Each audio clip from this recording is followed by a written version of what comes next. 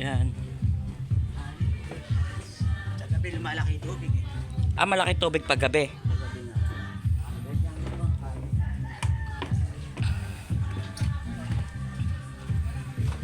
Ito yung yung dumating yung bagyong Christine. Ganito po nangyari. Yan.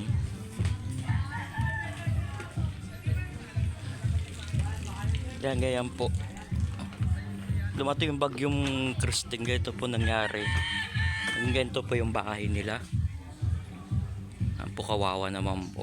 Ayan po. Pero may tao po yan. Yan. Mga bahay dito. So masyadong hirap.